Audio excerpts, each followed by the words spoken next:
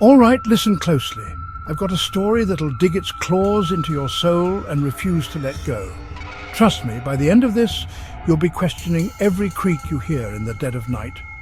This isn't some campfire fairy tale, it's real.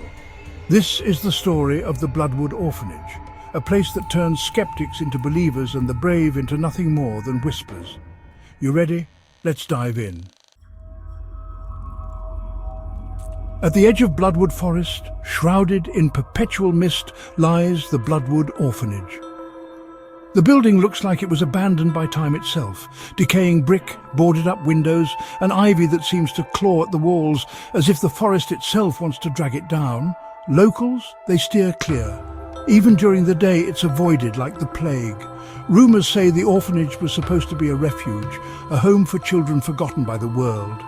But what it became was something far more sinister. Children disappeared. Sometimes it was just one. Sometimes whole groups, vanishing without a trace. No funerals, no explanations, just empty beds left behind. It didn't take long before the place earned a reputation, a cursed building, with a hunger for the innocent. They say the place has its own heartbeat. If you stand still in the halls long enough, you'll feel the walls pulse, and the forest around it always colder. Birds don't sing there, animals avoid it. It's like everything with a pulse knows this place is wrong. So here comes Eric, a local thrill-seeker with more guts than brains. Everyone warned him. Stay away, they said. But Eric? He laughed it off. Ghost stories don't scare me, he'd say. So, one chilly October night, armed with nothing but a flashlight, his phone and a fragile sense of bravado, Eric decided to prove everyone wrong. He posted on social media before heading in, announcing his plans like it was some kind of stunt.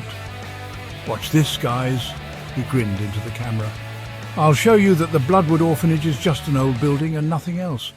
Famous last words. From the moment Eric stepped inside, the atmosphere shifted. He later described it as a weight on his chest, like the air itself was pressing against him, warning him to leave. Dust covered every surface, the stench of mildew and rust hanging thick in the air.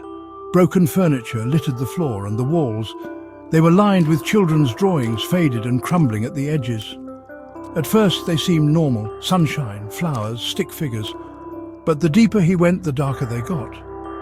Pictures of kids with empty eyes, blackened skies, figures in shadows dragging something or someone away. Eric joked about it in his video, but you could hear the hesitation in his voice. That's when it started. A faint giggle echoed through the hall, chilling and childlike. Eric froze, his flashlight trembling slightly in his hand. "All right, who's there?" he called, his voice louder than he intended. Nothing, just silence. He shook it off, convincing himself it was his imagination or maybe the wind. He pressed on, his footsteps crunching against debris-strewn floors. But then he heard it again.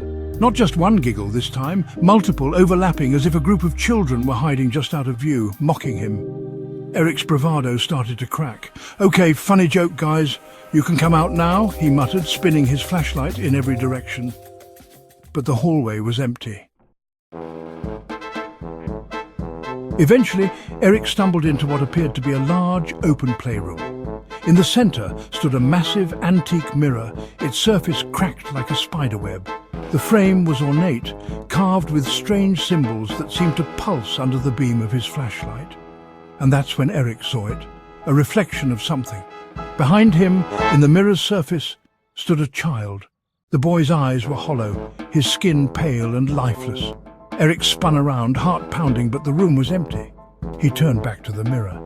The child was still there, but now he was closer. The giggles morphed into whispers, an unintelligible cacophony that seemed to seep from the walls. Eric started to panic, backing away from the mirror. But the door he entered through, gone. The room seemed to shift, the walls closing in around him. He tried filming with his phone, his breaths ragged and uneven. The footage would later show a figure standing in the corner of the room just beyond Eric's view.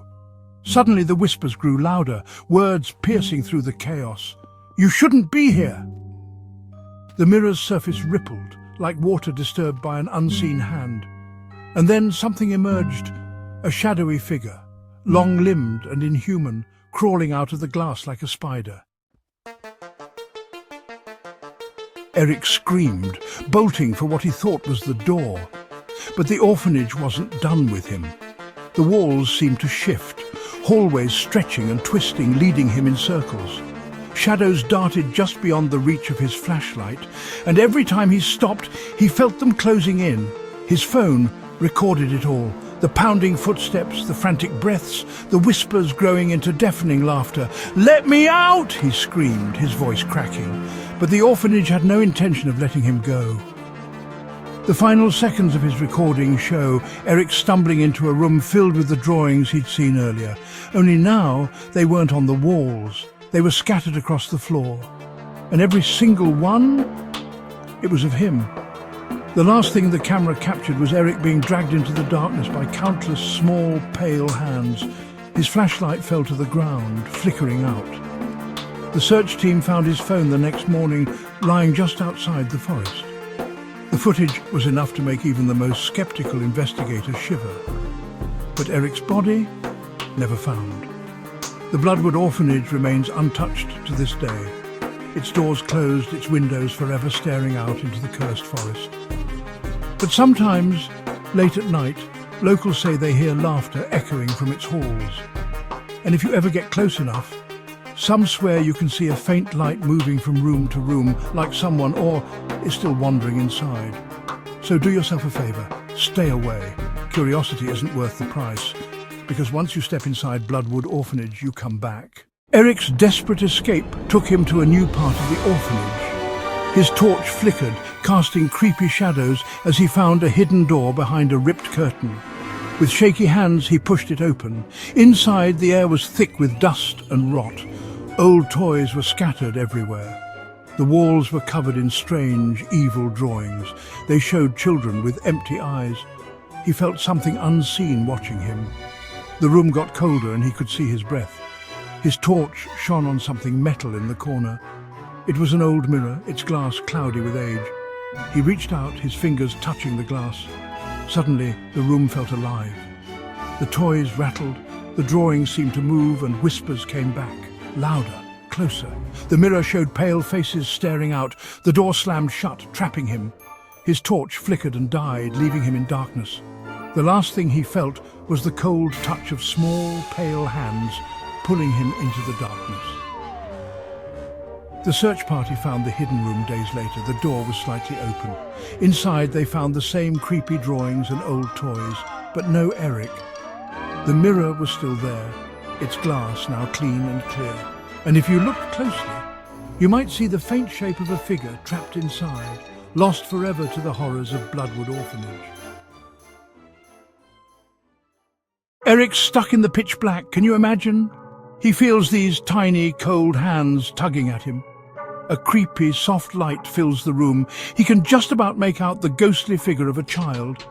Proper gives you the shivers, doesn't it? The child's eyes are wide, full of sadness. Who are you? Eric stammers. The ghostly child steps closer. I'm Emily. I was once like you, lost and alone in this orphanage, but now I'm trapped here for eternity. What can I do? Eric asks. Emily's eyes well up. Warn others, they must never come here. Emily starts to disappear. Remember, Eric, warn them. And then she's gone. The darkness closes in again. Eric's torch flickers back on, giving off this weak light. He's alone again, with Emily's warning weighing heavily on his mind. The orphanage's evil presence feels closer, more threatening than ever.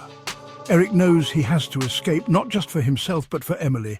End voiceover. Right. So, Eric's heart's going like a drum, isn't it?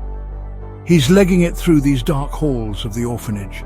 Emily's warnings stuck in his head, ringing like a bell. The air's getting colder, proper chilly, and this awful feeling like something bad's about to happen creeps into him. Shadows are dancing on the walls, all spooky, and whispers. They're following him, telling him to turn back, but he can't. He just won't. Suddenly the floorboards go really loud and he nearly trips over. He looks back and, blimey, ghostly hands are reaching out of the darkness, grabbing at the air, trying to pull him back. He's petrified, but he keeps going, desperate to find a way out. He turns a corner and he's in this long hallway with these old rotten portraits. Their eyes, they seem to follow him like they're judging him, accusing him of something. A cold wind blows through and the portraits sway, almost like they're alive. Eric shivers, but he keeps moving. Gap 2S. The whispers get louder, like they're really trying to tell him something. He hears these faint cries and laughter, like children from a long time ago. He runs into this big, dusty room full of broken furniture and smashed glass. The windows are boarded up and there's no way out. He's properly stuck. Then he sees it. A staircase going down to the basement. It's his only chance. He runs down, nearly falling over. The basement's damp and musty, full of old, forgotten stuff. He looks everywhere for a door, a window, anything to get out. But those spirits, they're not giving up. Things start moving on their own, blocking his way. He feels something cold behind him and he knows he hasn't got much time. He pushes through all the stuff, breathing really hard. Finally, he sees it. A small, narrow window at the end of the basement. It's his only hope. He scrambles towards it, but the spirits are closing in, their icy fingers touching his skin. He forces the window open and squeezes through, feeling the spirits trying to grab him. With one big push, he's out. He falls onto the cold, wet ground outside. He's breathing hard, his heart's pounding. He made it, he's free. But when he looks back at the orphanage, he knows the spirits are still in there, waiting. Eric stands up. He's made up his mind. He won't forget Emily's warning. He'll make sure no one else gets trapped in that orphanage. He walks away, knowing he's got a big job to do, but he's ready for it. Eric's out, but he's not finished. He can't leave things like this. He goes back to the orphanage, his breath like smoke in the cold night. The building is huge and scary above him. He knows he has to go in. He has to face whatever is haunting this place. Gap 2S. He takes a big breath and goes back inside. The air feels heavy and scary. The whispers are louder now. He follows the whispers, his heart thumping deeper into the orphanage. He's in the playroom now, where it all started. The mirror is still there, broken but still creepy. And then he sees it. A scary ghost, twisted and evil, coming out of the shadows. Its eyes are cold and empty, full of hate. Eric stands tall. "I'm not afraid of you," he says, his voice strong, even though he's scared. The ghost screams, a sound that makes him shiver, but he doesn't move. Gap 2S. He remembers Emily's warning, how strong she sounded. He uses that strength now. The fight is hard. The ghost attacks Eric with shadows, cold winds and whispers of sadness, but Eric fights back, using the only thing he has, his determination to free the orphanage from this evil. He keeps moving forward, closer and closer, until he's right in front of the ghost. With one last try, he reaches out and touches the ghost. There's a bright flash, a loud scream, and then silence. The ghost is gone. The orphanage is quiet. Gap 2S. Eric stands there, breathing fast. He did it. He faced the darkness and won. The whispers are gone, the cold is gone. The orphanage feels lighter. Eric knows it's not really over. The memories, the sadness, they'll stay. But now, there's hope. Gap 2S.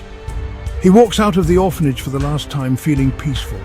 He's ready to go on with his life, but he'll never forget the fight, the bravery he found inside himself. And he'll make sure no one else has to face the darkness alone.